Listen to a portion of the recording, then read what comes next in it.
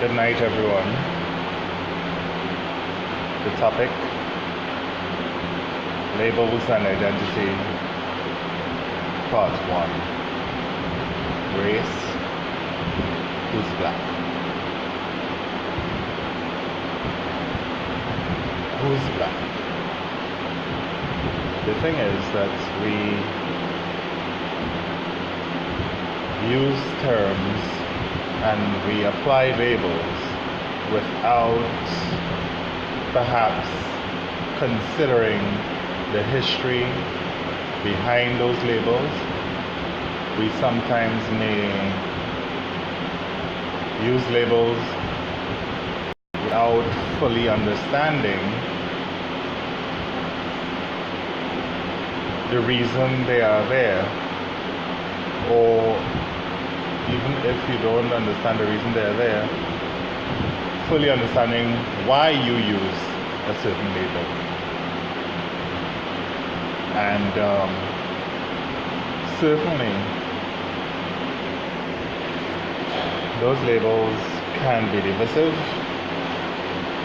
and cause wars even. I chose the title as it is there, Race and Who's Black, because the very foundation of the terms is a problem for me. You know, they talk about black people fighting on each other and black people this and black people that. And the other thing is, persons of African descent or persons who are brown skinned would say to each other, my nigger, and stuff like that.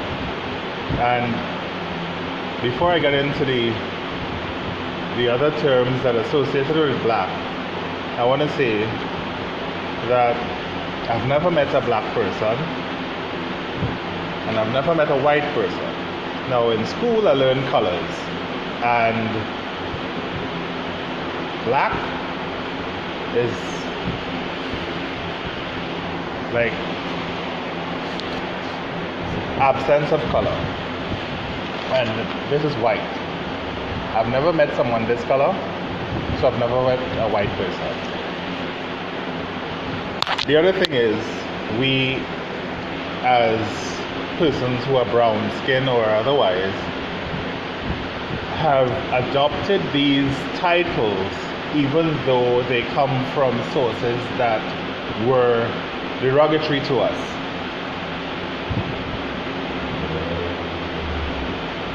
Why is it you must have white, black, pink, yellow people?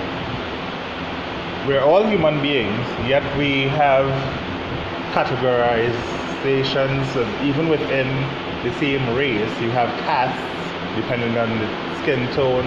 You have persons who are darker brown skin trying to do things to lighten their color skin, perhaps thinking they'll be more accepted and stuff like that. A pet peeve, and it was brought up with an American friend of mine, when he started using the term my nigger or nigger, and niggers be tripping and whatever, those kinds of things. And my thing is, I'm not your nigger. Hi Denise. The term nigger is what the lighter skinned folk used to call the darker skinned folk when the darker skinned folk were their slaves. Yet we try to put it off as, well, it's a positive thing. No, it's not a positive thing now. Nigger could never be a good word. Yet we have persons within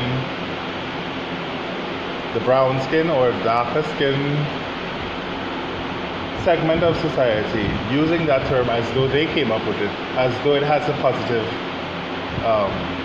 foundation. We should not be using that word to each other because we are not each other's slaves. We should not be using those terms to our friends. saying, hey, my nigga, what's up? I'm not your slave. And that's just one word. But I asked the question about who's black because these colors are assigned to races, but are not in actual fact. I have never, as I said, I never met a black person, never met a white person. And these categorizations, or these types of humans, are part of the problem.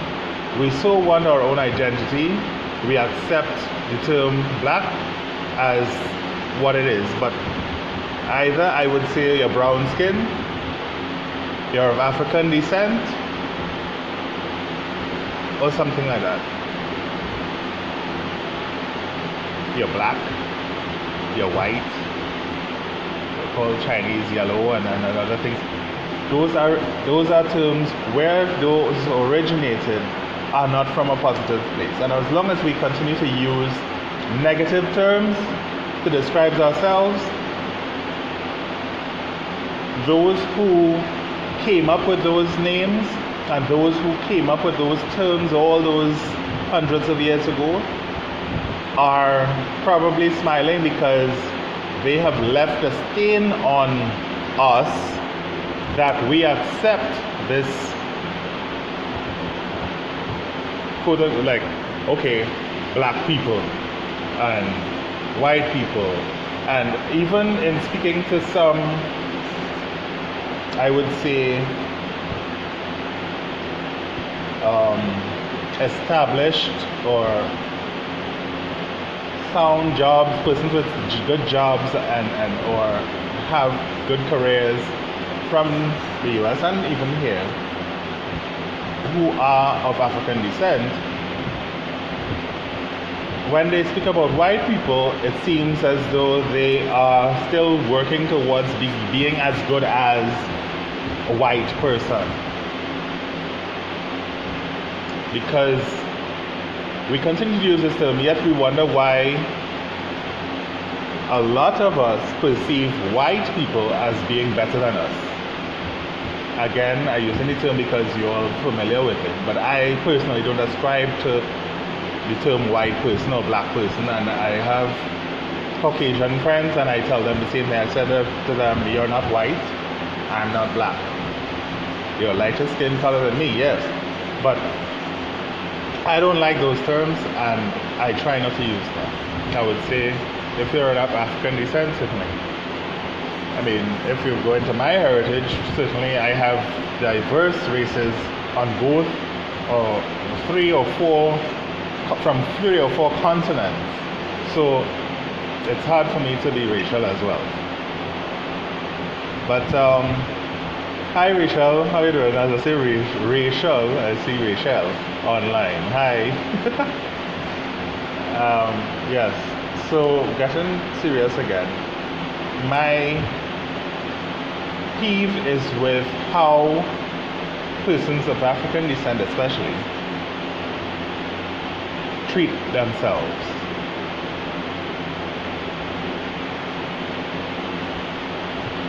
Allowing ourselves to be boxed into a period in history that we wish never happened, but it did happen. But in spite of that, that does not mean that we have to abide by those things. On a side note, I saw an interview on CNN that this person of African descent was speaking about the situation in Charlottesville, and he was saying that they justified the carrying of clubs and so forth because they saw the other people with guns. Now, I don't know if that was the most sensible thing from the perspective of if someone, and he described it as AKs and AR-15s and so forth, if they have those and they are threatening to kill you, you're going to go with a bat? Seriously. But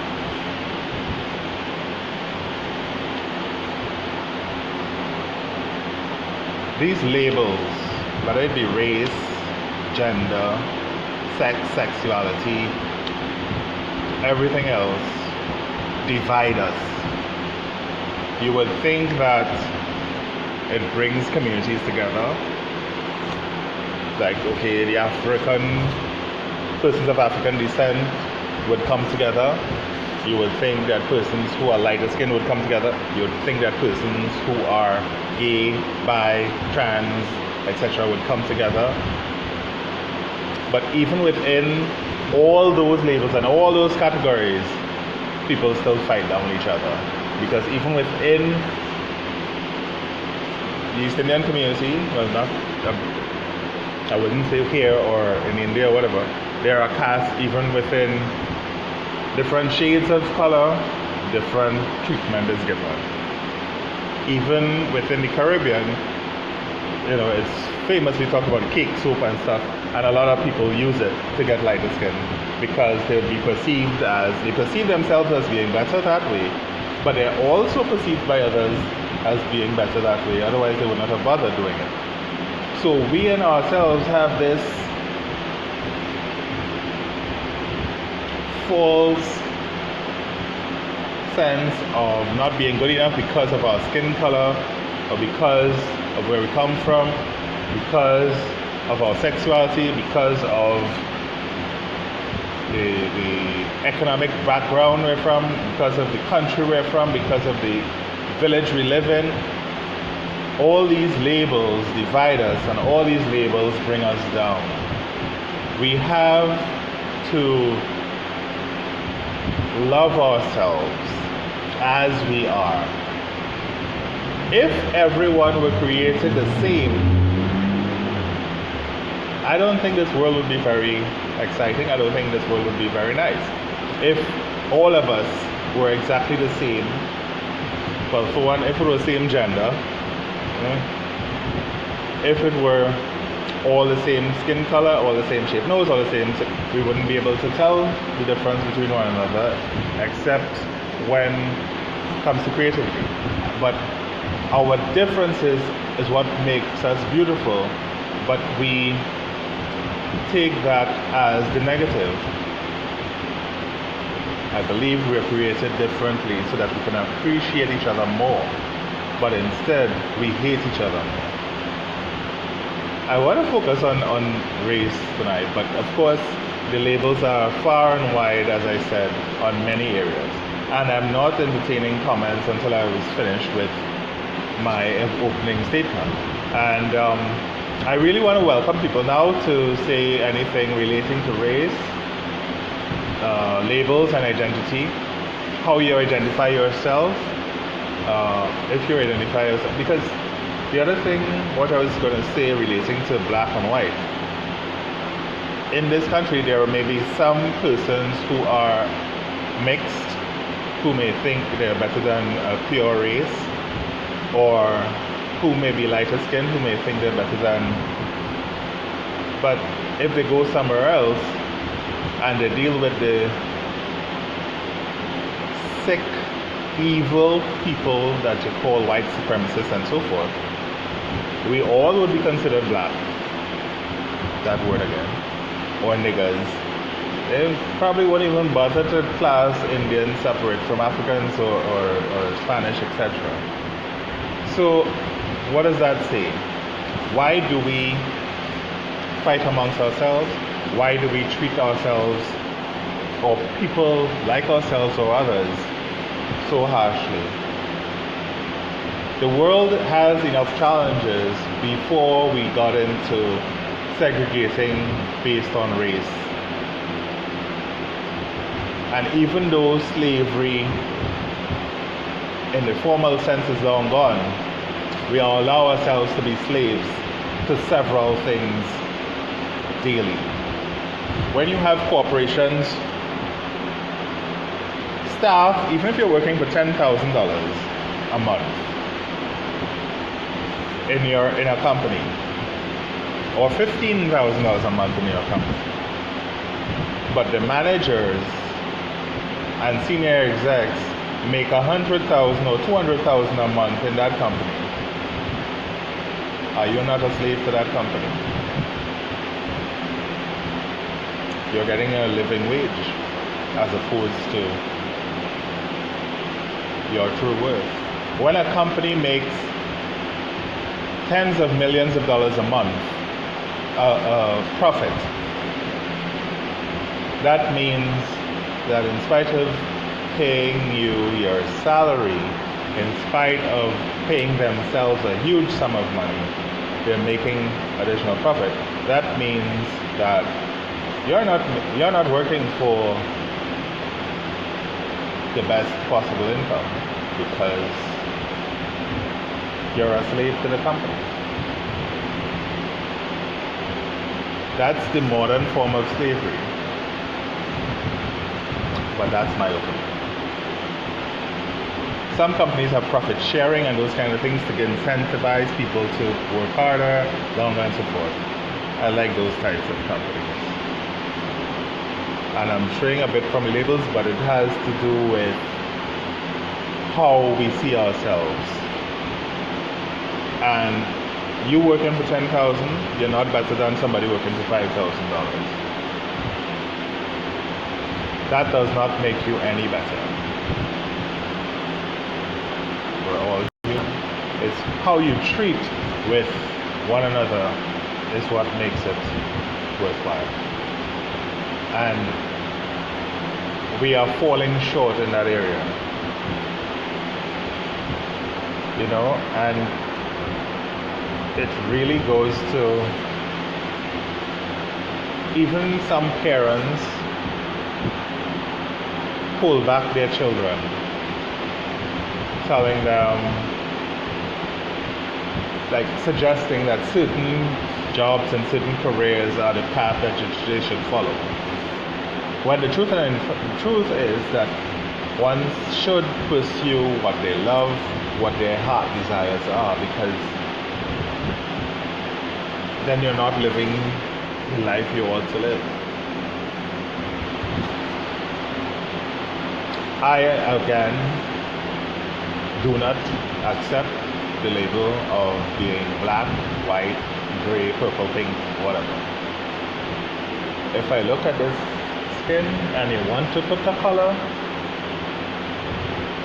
I would say brown. That could work. And in terms of my heritage, well, I have East Indian, Portuguese, Spanish, but a French Creole is made up of all those things in me, so go figure that one out. So why is it so important for us to identify as a specific race or a specific color, or try to get to another color? Why is that so important to some of us?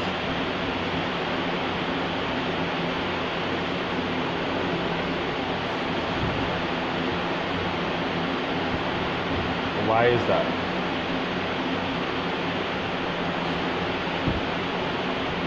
Because, in part, I would say society and the media and everything else has a picture painted of how life is supposed to be, how we're supposed to look, how we're supposed to dress, how we're supposed to speak, how we're supposed to act, and so forth. Some people have a problem with the way I speak. But I don't speak like this to please anybody else. I speak like this because this is how I want to speak. This is how I am comfortable speaking, no matter what negative connotations come my way because of it. And we need to have our own identity as opposed to accepting a label. There's a difference between an identity and a label. And we need to identify, recognize who we are as a person, as an individual, as opposed to what we are based on social norms or what slave masters of old would have put on certain color skin. And I wanted to speak on that a little bit as well, because with everything going on about race and so forth, I want to say that with slavery, it's not just the British and the Americans that had slaves. A lot of empires had slavery, from Muslim to African to Aztecs, etc. And I feel like we, as descendants of all these people, somehow, in spite of claiming to be free, allow ourselves to be chained by different things in our lives.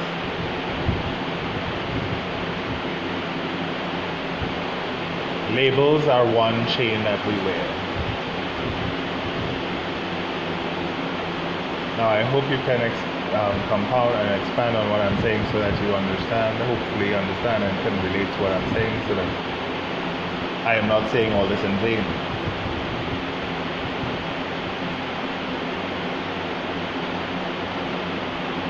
Labels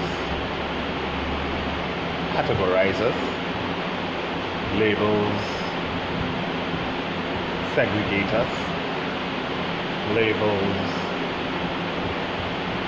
defeat attempts at unity, defeat attempts at bridging gaps between communities and so forth. We're all human beings, and we ought to treat each other as equals. And my fairer-skinned friends who are looking, you'll recognize I don't come down on any one grouping of people. I think history is there to teach us how to move in the future, not to relive it, not to hate because of it, but to become better individuals as a result of it. So let me say thank you for those who watch, thank you to anyone who shares my feeds, and I want to say I will focus on another set of labels tomorrow, please God, and we will see what the reactions are when I focus on another grouping of labels. Having dealt with race, I hope that we can move on a little bit from that. Now, as I was about to close, I started thinking about countries and race and competition, etc. From the perspective of, countries competing on each other. You have unity in Trinidad and Tobago from the recent races won, and we got gold medals in the international competition, etc. And that is a unifying thing for our country, and it would unify different groupings in society or different nations based on sport and so forth. So let me say that there's a difference between that type of competitive spirit as opposed to fighting each other down. So certainly sport and those things can bring us together. Let us continue to do things that will bring us together. Not say, hey Indian, come here, let me talk to you. Or my nigger, no. Or coolie boy, or even black boy. Somehow, whether we perceive it off the bat or not, using those terms do not bring in a positive outcome.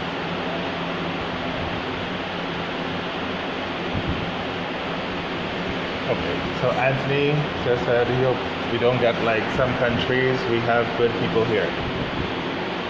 Yes, we do have good people, but we have bad people too. Everywhere has good people. Donald Trump getting fight down right now because he said there are good people on both sides. But everywhere is good people, but there are bad people everywhere as well. And it's how we deal with the good, how we deal with the bad, is how it causes a chain reaction. For example, earlier today I posted something that Otto Carrington posted, which was a short clip of Brian Lara on the Beaton Gardens playing some cricket. And when I saw it, I said, okay, something positive. We oftentimes share negative things, and it is by actively seeking to share positive things or compliment people on the good things that they do. That is how we build a society. That is how we build ourselves up to be better as a nation. Yes, we need to criticize when people do things wrong and pull them up on it. But when they do things right, we also need to acknowledge those things that they do right. That's balance, and that helps those who are doing good to continue doing good, and those who are not doing good to possibly consider doing good as well, because it is welcome. But when you have the newscasts, or even us as individuals also perpetuating negativity, perpetuating racial divisions, we have some people in this country who promote their own race more than others, or their own religion more than others. And I would advise them to be careful how they do it. Yes, you want your own identity, but not at the expense of others around you. And that is where the difference is.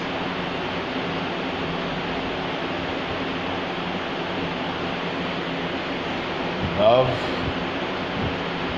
of self is critical. I see so many postings on Facebook. People are depressed, people are wanting to kill themselves, and so forth.